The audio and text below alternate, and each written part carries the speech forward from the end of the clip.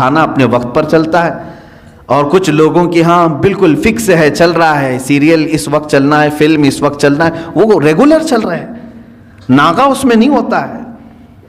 چلیں کچھ اچھے گھر ہیں وہاں تقریریں چل رہی ہیں، نعتیں چل رہی ہیں، ٹھیک ہے، یہ سب چل رہے ہیں۔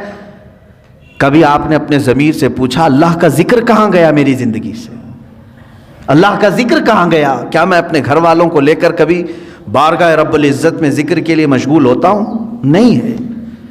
سالوں سال کی فہرست نکال کر کے دیکھیں تو کوئی مجلس ذکر نہیں ملتی، کوئی محفل ذکر نہیں ملتی۔ آج تو حال یہ ہے کہ دنیا یہ چاہتی بھی ہے کہ تم اللہ سے اتنے دور ہو جاؤ کہ تمہیں احساس بھی نہ ہو کہ خدا ہے، معاذ اللہ رب العالمین۔ مجھے آج ہی اس بات کا احساس بھی ہو رہا تھا۔ ممبئی میں آج ممبئی کے ہمارے بچے آئے ہوئے ہیں، 6 مہینے کے بعد آج انہوں نے جمعہ کی نماز پڑھی۔ اس طرح سے مجمع میں آج بھی مسجدیں بند ہیں وہاں پر۔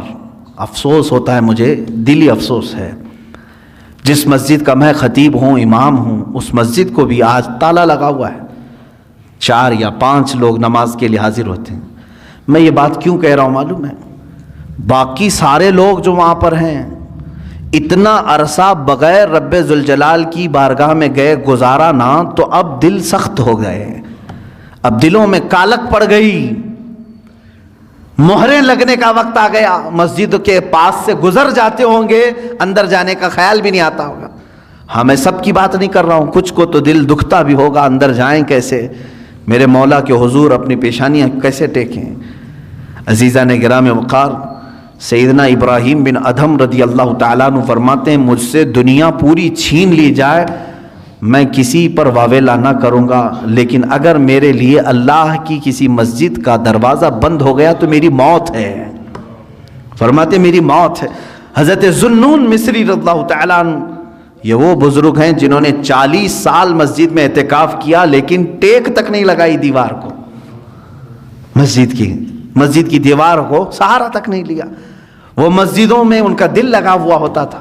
حدیث آپ پڑھ کر کے دیکھیں، اللہ کے حبیب صلی اللہ علیہ وسلم فرماتے ہیں 7 لوگ ایسے ہیں جن کو قیامت کے دن بھی اللہ اپنے عرش کا سایہ عطا کرے گا، جب کسی پر کوئی سایہ نہیں ہوگا، سورج سوا نیزے کے فاصلے پر کھلا رہے گا، لیکن 7 قسم کے لوگ ایسے ہوں گے جن کو اللہ قیامت کے دن محشر کے میدان بھی سایہ عطا کرے گا، عرش کا سایہ ملے گا، وہ چھاؤں میں کھڑے ہوں گے۔ وہ کون ہے؟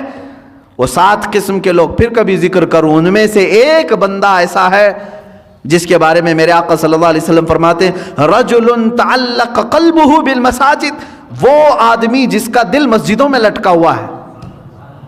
لٹکا ہوا ہے مطلب لگا ہوا ہے، اب اذان ہو کہ میں مسجد میں جاؤں، اب اذان ہو کہ میں مسجد میں آؤں۔ جس کی یہ کیفیت ہے اسے قیامت کے دن عرش کا سایہ عطا کیا جائے گا۔